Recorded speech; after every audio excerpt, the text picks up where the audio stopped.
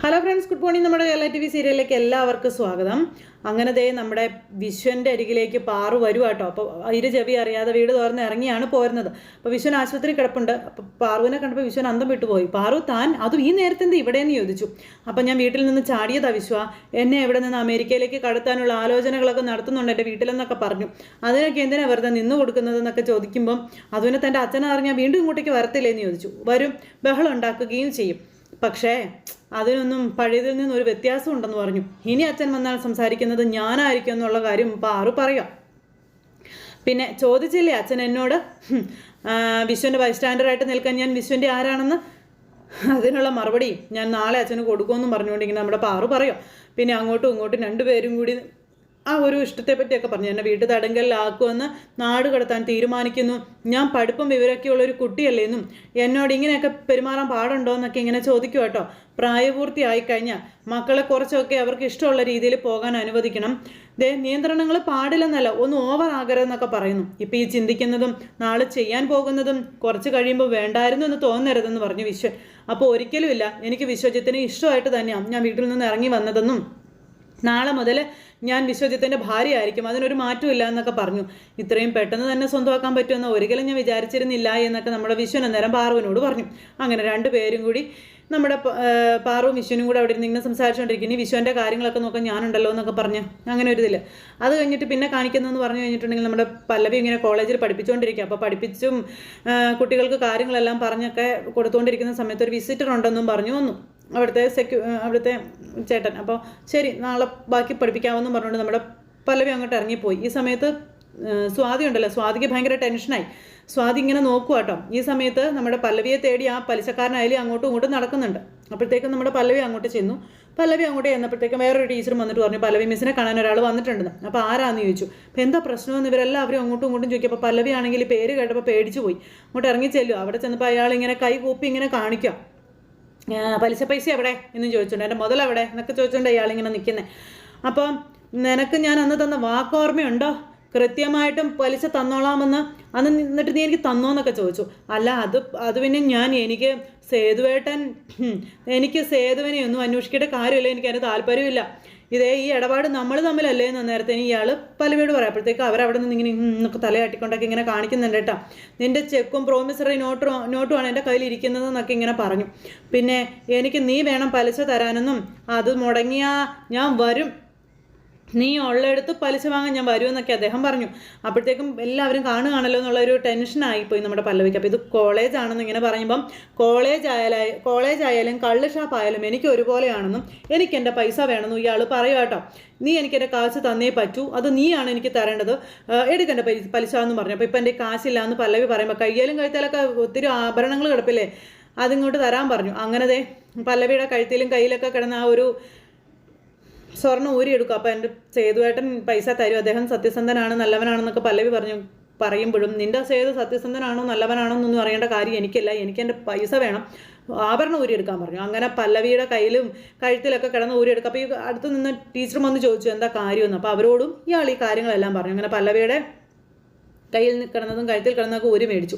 അടുത്ത തവണ ഈ ഒരു ഇതും കൊണ്ട് ഇത്തവണത്തെ പലിശ ഓക്കെ ആയി, അടുത്ത തവണയും നീ ഇത് തന്നെയാണ് കാണിക്കാൻ പോകുന്നതെങ്കിൽ ഇതുപോലെ തന്നെ ഞാൻ ചെയ്യും എന്ന് പറഞ്ഞുകൊണ്ട് പല്ലവി അവിടെ ഇട്ട് നാണം കെടുത്തിട്ട് ഇയാൾ അങ്ങ് പോയി. പല്ലവി ആണെങ്കിൽ ആകെ ടെൻഷനായിട്ട് ഇങ്ങനെ നിൽക്കുക. പല്ലവി ഇങ്ങനെ വിഷമിച്ച് നിൽക്കുമ്പോൾ കൂടെയുള്ള ടീച്ചർമാരൊക്കെ പല്ലവി ഇങ്ങനെ നോക്കിക്കൊണ്ട് ഇങ്ങനെ നിൽക്കുന്നു. ഇത് കഴിഞ്ഞിട്ട് അയാൾ ആ സ്വർണ്ണമൊക്കെ മേടിച്ച് പതുക്കെ കോളേജിൽ നിന്ന് ഇങ്ങനെ ഇറങ്ങി വരുമ്പോഴേക്കും നമ്മുടെ സേതു കൃത്യസമയത്ത് അങ്ങോട്ട് ചെന്നു. കളിച്ച് താൻ ഇവിടം വരെ എത്തി അല്ലേ എണ്ണേ എന്ന് നമ്മുടെ സേതു ചോദിക്കുമ്പോൾ പിന്നെ എൻ്റെ പലിശ കിട്ടണ്ടേ എന്ന് ചോദിച്ചു. തരാതെ ഞാൻ പറഞ്ഞു തരുന്നില്ലാണ് എന്നോട്, ഇന്ന് വൈകിട്ട് തരുമെന്ന് ഞാൻ ഉറപ്പും പറഞ്ഞതല്ലായിരുന്നു ഒന്ന് സേതു ചോദിച്ചു. താൻ അത് സമ്മതിക്കുകയും ചെയ്തതാണല്ലോ. എന്നിട്ടും താൻ ഈ വൃത്തികേട് കാണിച്ചല്ലേ, അത് ശരിയായ ഏർപ്പാടാണോ അണ്ണ? ശരിയും ശരികേടൊന്നും നീ എന്നെ പഠിപ്പിക്കണ്ടെന്ന് അയാൾ നേരം പറഞ്ഞു. എനിക്കറിയാം എന്ത് വേണമെന്ന്, അത് ഞാൻ ചെയ്യുമെന്നൊക്കെ പറഞ്ഞുകൊണ്ട് ഇങ്ങനെ ഈ ചേട്ടൻ പറയുമ്പോൾ അണ്ണനെ തോന്നുന്നത് പോലെ ചെയ്യാനല്ല ഈ നാട്ടിലെ നിയമവും മര്യാദയൊക്കെ ഉള്ളതെന്ന് നമ്മുടെ സേതു അന്നേരം പറഞ്ഞു. എന്നിട്ട് പലിശ വൈകി എന്നുള്ളൊരൊറ്റ കാരണം പറഞ്ഞ് പണിയെടുക്കുന്ന സ്ഥലത്ത് കയറി ഒരു സ്ത്രീയുടെ കയ്യിൽ നിന്നും ബലമായി അവളുടെ മാലയും വളയും ഒക്കെ ഊരി വാങ്ങിക്കുന്നതേ ഒറ്റവാക്കി പറഞ്ഞു കഴിഞ്ഞിട്ടുണ്ടെങ്കിൽ തല്ലുകൊള്ളിത്തരല്ലേ? അതിനുള്ള ശിക്ഷ അനുഭവിക്കണമെന്ന് പറഞ്ഞിട്ട് കൊടുത്തു അയാളുടെ ചെവിക്കല്ല് തീർത്തൊരൊറ്റ ഒരെണ്ണം നമ്മുടെ സേതു. ഇനിയും താൻ ഇങ്ങനെ ചെയ്താൽ കൊന്നുകളയും ഞാനെന്നും പറഞ്ഞുകൊണ്ട് നമ്മുടെ സേതു അയാളെ ഭീഷണിപ്പെടുത്തി. അതെ, അവളെ എൻ്റെ പെണ്ണാണെന്നും അവളെ വേദനിപ്പിച്ച വിവരം അറിയുമെന്നും പറഞ്ഞു. എനിക്ക് വേണ്ടിയിട്ടാണ് അവൾ ജാമ്യം തന്നത്.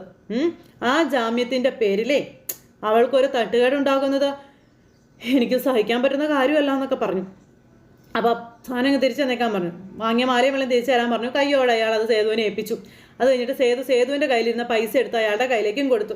മേലാൽ ഇത്തരം പ്രവർത്തികൾ ഇനി താൻ ചെയ്യാൻ ഇറങ്ങിയാൽ അതിനിറങ്ങുന്നതിന് മുൻപേ ഒരുപാടൊന്നും ആലോചിക്കണമെന്ന് പറഞ്ഞു. ഞാൻ ആലോചിച്ചോളാം എന്ന് ചേട്ടൻ. അപ്പം നല്ലത്, ആലോചിച്ചാൽ നല്ലത്. ഓക്കെ. പിന്നെ ഞാൻ ഇങ്ങനെയൊക്കെ പെരുമാറിയെന്നേ എനിക്ക് വലിയ നിശ്ചയമൊന്നുമില്ല. സാഹസം അത് ഇനി കാണിക്കാൻ വരരുത് കേട്ടോ. കാണിച്ചാൽ പണി കിട്ടും. എന്താ കേടുവന്ന പല്ലത്രയാ? 2 എണ്ണം. അത് രണ്ടും അടിച്ച് ഞാൻ താഴെ ഇടും. പറഞ്ഞത് മനസ്സിലായോ എന്ന് ചോദിച്ചു. മനസ്സിലായി. അതുകൊണ്ട് മര്യാദക്കാരനായിട്ട് വെക്കാൻ പറഞ്ഞു.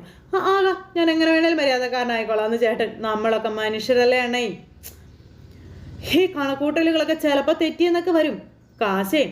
കാശിൻ്റെ കാര്യങ്ങളായതുകൊണ്ട് ചിലപ്പോൾ അങ്ങോട്ടും ഇങ്ങോട്ടൊക്കെ മാറിയെന്ന് വരും. 1-2 ദിവസമൊക്കെ നമുക്ക് ക്ഷമിക്കാമെന്നേ. ക്ഷമിച്ചോളാം എന്നും പറഞ്ഞുകൊണ്ട് ചേട്ടൻ ഇനി എന്നെ കൊണ്ട് ഇങ്ങനെ പറയിപ്പിക്കാനോ ചെയ്യിക്കാനോ ഉള്ള അവസ്ഥ ചേട്ടൻ ഉണ്ടാക്കരുത്. ഓക്കെ അല്ലേ അണ്ണേ? എന്ന് അണ്ണൻ ചെല്ലാൻ പറഞ്ഞു. അങ്ങനെ അണ്ണനെ പറഞ്ഞു വിട്ടു. അത് കഴിഞ്ഞ് പിന്നെ പല്ലവിയും സേതുവും കൂടെ പുറത്തു നിന്ന് സംസാരിക്കുക.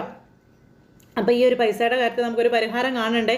അതല്ലേ വേണ്ടത്? എത്ര നാളിങ്ങനെ പലിശ കൊടുക്കുമെന്നൊക്കെ പല്ലവി ചോദിക്കുമ്പം അതൊക്കെ ഉണ്ടാകും. ഇപ്പോൾ തൽക്കാലം ഇത് വാങ്ങി ധരിക്കാൻ പറഞ്ഞു. അങ്ങനെ പല്ലവിയുടെ സ്വർണ്ണമൊക്കെ കൊടുത്തു. അപ്പോൾ ആ മാലയ്ക്ക് പല്ലവി മേടിച്ച് ഇപ്പം ഞാനിത് ഇട്ട് തരണമെന്ന് ചോദിച്ചു സേതു. ഇട്ട് തരണം, അതിപ്പോഴല്ല, പിന്നെ മതി എന്ന് പറഞ്ഞു. അങ്ങനെ നമ്മുടെ സേതുവും പല്ലവിയും കൂടെ അതൊക്കെ പറഞ്ഞിങ്ങനെ കടൽ തീരത്തോടെ നടക്കും. ആ പൈസ എത്രയും പെട്ടെന്ന് റെഡി ആക്കണമെന്നൊക്കെ പറഞ്ഞു. പിന്നെ എന്ത് പ്രശ്നമുണ്ടെങ്കിലും തന്നോട് പറയണം എന്നൊക്കെ പറഞ്ഞുകൊണ്ട് പല്ലവിയോട് സേതു ഇങ്ങനെ പറയും കേട്ടോ. അപ്പോൾ എല്ലാം ശരിയാകുമെന്നേ. ചിലപ്പോൾ ചെറിയ എന്തെങ്കിലും തടസ്സമായിരിക്കും. നമുക്ക് ശരിക്കൊന്ന് അന്വേഷിച്ചാൽ പ്രശ്നങ്ങൾ എന്തൊക്കെയാണെന്ന് നമുക്ക് മനസ്സിലാക്കാൻ പറ്റുമെന്ന് പറഞ്ഞു. കടയുടെ കാര്യങ്ങൾ അപ്പോൾ അന്വേഷിച്ച് നോക്കാമെന്ന് സേതു പറയുമ്പം നോക്കാമെന്നല്ല, അന്വേഷിക്കണം, അതാ വേണ്ടത്. ഞാനും സേതുവേട്ടൻ്റെ കൂടെ വരാമെന്ന് പറഞ്ഞു. ആ സ്ഥലം വിറ്റ് കടം തീർക്കാൻ പറ്റുമെങ്കിൽ വിൽക്കുന്നത് തന്നെയല്ലേ നല്ലതെന്ന് ചോദിച്ചു പല്ലവി. കടം അതൊരു വലിയ തലവേദന തന്നെയാണ് സേതുവേട്ടാ. ഇന്ന് അയാൾ കോളേജിൽ വന്നു, നാളെ അയാൾ വീട്ടിൽ വരും. ഒരു സ്ഥിരം ശല്യത്തിന് നമ്മൾ എന്തിനു സഹിക്കണം എന്നിങ്ങനെ ചോദിക്കുമ്പോൾ പല്ലവിയെ ശല്യം ചെയ്യരുതെന്ന് പ്രത്യേകം ഞാൻ അയാളോട് പറഞ്ഞിട്ടുണ്ട്. എൻ്റെ വാക്കെങ്ങാനും അയാൾ കേട്ടില്ലെങ്കിൽ അയാൾ വിവരം അറിയും, അത്രേ ഉള്ളൂ. അതല്ല സേതുവേട്ടാ ഞാൻ പറഞ്ഞത്. കടം തീർത്ത് അത് ഒഴിവാക്കുക, അതാണ് നമ്മൾ ചെയ്യേണ്ടത്. മറ്റൊന്നും തൽക്കാലം നമ്മൾ ആലോചിക്കേണ്ട കാര്യമില്ലല്ലോ എന്ന് പല്ലവി ഇങ്ങനെ സേതുവിനോട് പറഞ്ഞു കേട്ടോ. പിന്നെ എങ്ങനെ നന്ദി പറയണമെന്ന് എനിക്കറിയില്ല കേട്ടോ. ഈ മാലയെ ഇത് എനിക്ക് എൻ്റെ അമ്മ വാങ്ങിച്ച് തന്ന മാലയാണെന്നും പിന്നെ ഇത് നഷ്ടപ്പെടുന്നത് ചിന്തിക്കാൻ പോലും പറ്റില്ല എനിക്കെന്നൊക്കെ പല്ലവി പറഞ്ഞു. തിരിച്ചു തന്നല്ലോ, വലിയ ഉപകാരമാണ്ടോ എന്നൊക്കെ ഇങ്ങനെ സേതുവിനോട് പറയുമ്പോൾ നഷ്ടപ്പെട്ടു പോയത് തിരിച്ചു പിടിക്കാനും തിരിച്ചു പിടിച്ചത് നിലനിർത്താനും എനിക്കിഷ്ടം. ഇനി പല്ലവിക്ക് ഒന്നും നഷ്ടപ്പെടാൻ പോകുന്നില്ല.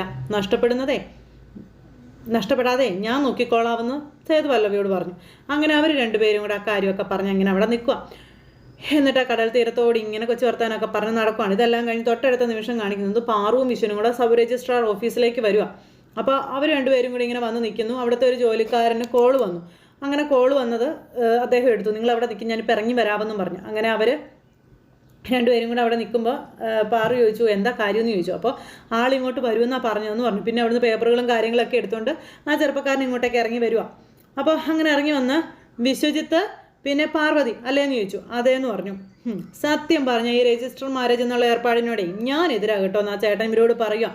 എനിക്കും ഒരു പെങ്കൊച്ച ഉള്ളതാണ്. നാളെ അവളും ഏതെങ്കിലും കൊന്തൻ്റെ കൂടെ ഇറങ്ങിപ്പോയാൽ ഞാൻ ഈ ശരവണൻ എന്ത് ചെയ്യുമെന്നൊക്കെ ഇങ്ങനെ അദ്ദേഹം ചോദിക്കുക ഇവരോട് രണ്ടുപേരോടുവേ. ഇവർ രണ്ടുപേരും കൂടെ അങ്ങോട്ടും ഇങ്ങോട്ടും ഇങ്ങനെ അന്തം വിട്ട് നോക്കുക. അപ്പോൾ വേറെ നിവർത്തിയില്ലാത്തത് കൊണ്ടാണ് വീട്ടുകാർ സമ്മതിക്കുന്നില്ല എന്ന് പറഞ്ഞു. എങ്ങനെ സമ്മതിക്കും? ഇത്രയും നാളും വളർത്തി വലുതാക്കാൻ അറിയാമെങ്കിൽ അന്തസ്സായിട്ട് കെട്ടിച്ച് വിടാനും അവർക്കറിയാവുന്നതായി. ദേ തിന്നിട്ട് എല്ലിൻ്റെ ഇടയിൽ കയറുന്നത് അതാണ് ഇതിൻ്റെയൊക്കെ കാരണമെന്നും പറഞ്ഞിട്ട് ആ ചേട്ടൻ ഇങ്ങനെ ഇവരോട് പറഞ്ഞു. എന്തായാലും 1 മാസം നോട്ടീസ് പീരീഡ് ഉണ്ട്. രണ്ടുപേരുടെയും ഫോട്ടോ പതിച്ച പേപ്പർ ഇവിടുത്തെ നോട്ടീസ് ബോർഡിലിടും. പിന്നെ 1 മാസം കഴിയുമ്പോൾ കല്യാണമാണെന്നും പറഞ്ഞു. അല്ല 1 മാസമൊന്നും കാക്കാൻ പറ്റില്ല എന്ന് പറഞ്ഞു. അപ്പോൾ എവിടെ പോവുക? അപ്പോൾ അമേരിക്കയിൽ പോവുക. എന്നാൽ 2 പേർക്കും കൂടി അവിടെ ചെന്നിട്ട് കല്യാണം കഴിച്ചപ്പോൾ എന്നെ എന്തിനാ മെനക്കെടുത്താൻ വരുന്നേ എന്നൊക്കെ ചോദിച്ചിട്ടുണ്ട് ആ ചേട്ടൻ. അത് ഞാനല്ല ഇവളാ പോകുന്നതെന്ന് പറഞ്ഞു. അങ്ങനെയല്ലേ? ഞാൻ അതുകൊണ്ടാണ് ശരവണൻ വന്ന് കാണാമെന്ന് വിചാരിച്ചത്. നടക്കാത്ത എന്ത് കാര്യവും ശരവണൻ വിചാരിച്ച് നടക്കുമെന്ന് അറിയായിരുന്നു എന്ന് വിശ്വം പറഞ്ഞപ്പം അതൊക്കെ എല്ലാവർക്കും അറിയാവുന്ന കാര്യമല്ലേ എന്നൊക്കെ പറഞ്ഞ് ചേട്ടൻ ഇങ്ങനെ തലയും ചൊറിഞ്ഞ് നിൽക്കുക. അപ്പോൾ രജിസ്ട്രാർ അടക്കം പലരും ഈ ഓഫീസിൽ ജോലി ചെയ്യുന്നുണ്ടെങ്കിലും ഈ ശരവണൻ വിചാരിക്കണം ഒരു ഫയല് നീങ്ങണമെങ്കിൽ അതൊക്കെ ഞങ്ങൾക്ക് അറിയാം. ആധാരം, അതിൽ തന്നെ തീര്, ഇഷ്ടദാനം, പിന്നെ ഇതുപോലെ വീട്ടുകാരുടെ കല്യാണം എല്ലാം ശരവണൻ അറിയാം. ശരവണൻ മാത്രമേ അറിയൂ. ശരവണൻ വിചാരിച്ചാൽ നടക്കുമോ എന്നൊക്കെ ഇങ്ങനെ ശരവണൻ പറയുമ്പോൾ അത് ഞങ്ങൾക്ക് അറിയാമല്ലോ എന്ന് വിശ്വൻ. പക്ഷേ ആർക്കും വെറുതെ ഒന്നും ഈ ശരവണൻ ചെയ്ത് കൊടുക്കില്ല. പ്രതിഫലമൊക്കെ വാങ്ങും. അത് കിട്ടിയാ എല്ലാം ശരവണൻ ഏറ്റങ്ങ് നടക്കും. കൊണ്ടുവന്നിട്ടുണ്ടല്ലോ അല്ലേ? അപ്പോൾ കൊണ്ടുവന്നിട്ടുണ്ടെന്നും പറഞ്ഞുകൊണ്ട് ആ പൈസ എടുത്ത് നമ്മുടെ വിശ്വൻ ഇയാളുടെ കയ്യിലേക്ക് വെച്ച് കൊടുത്തു. അപ്പോൾ രണ്ടുപേരുടെ ഫോട്ടോയൊക്കെ കൊണ്ടുവന്നിട്ടില്ലേന്ന് ചോദിച്ചു. അപ്പോൾ കൊണ്ടുവന്നിട്ടുണ്ടെന്ന് പറഞ്ഞു, അതും കൊടുത്തു. ഒരു കാര്യം ചെയ്യും, ഫോം ഒന്ന് ഫില്ല് ചെയ്യാൻ പറഞ്ഞു. അങ്ങനെ ആ ഫോമും ഫില്ല് ചെയ്ത് ഇവർ കൊടുത്തു. രണ്ടുപേരും കൂടെ അതിൽ ഒപ്പുവിട്ടു. അങ്ങനെ പാറുവിൻ്റെയും വിശ്വൻ്റെയും രജിസ്റ്റർ മാരേജ് സെറ്റായി. അപ്പോൾ ഈ സമയത്ത് പിന്നെ രണ്ടുപേരുടെ ആധാറിൻ്റെ കോപ്പി എൻ്റെ മൊബൈലിലേക്ക് അയക്കണമെന്ന് പറഞ്ഞു. അപ്പോൾ അയച്ചോളാമെന്ന് പറഞ്ഞു. എന്നാൽ പിന്നെ നിങ്ങൾ പോയിക്കോ, ഇനി ഏത് നിമിഷവും ശരവണൻ്റെ കോള് പ്രതീക്ഷിക്കാം എന്ന് പറഞ്ഞപ്പോൾ താങ്ക് യു എന്നൊക്കെ പറഞ്ഞു. ഇവർ വെൽക്കം ഓക്കെ എന്ന് പറഞ്ഞു ശരവണൻ അകത്തേക്ക് കയറിപ്പോയി. ഇവർ രണ്ടുപേരും കൂടെ അവിടുന്ന് പോരുകയും ചെയ്തു. ആ സമയത്ത് പിന്നെ കാണിക്കുന്നതെന്ന് പറഞ്ഞാൽ സേതുവും പല്ലവിയും കൂടി ഇങ്ങനെ അവിടുന്ന് വണ്ടി ഒക്കെ നിർത്തിയിട്ട് രണ്ടുപേരും കൂടെ അങ്ങോട്ടേക്ക് വരിക. അതും ഈ സബ് രജിസ്ട്രാർ ഓഫീസിലേക്ക്. പാണിപ്പാലം വെള്ളത്തിൽ കിട്ടി പാറുവിനും അതുപോലെ തന്നെ വിശ്വനും. എങ്ങനെയാണോ ഇനി ഇവരുടെ കാര്യത്തിന് തീരുമാനം ഉണ്ടാകുന്നത് എന്ന് കാത്തിരുന്ന് കാണാവേ. എല്ലാവർക്കും നല്ലൊരു ദിവസം ആശംസിക്കാം കേട്ടോ. എല്ലാവരുടെയും സപ്പോർട്ടിനും സ്നേഹത്തിനും ഒത്തിരി നന്ദി അറിയിക്കുന്നു. അടുത്ത സൂപ്പർ ഹിറ്റ് കഥയുമായി കാണുന്നത് വരെ എല്ലാവർക്കും നന്ദി. See again. Take care. Bye bye. Tata.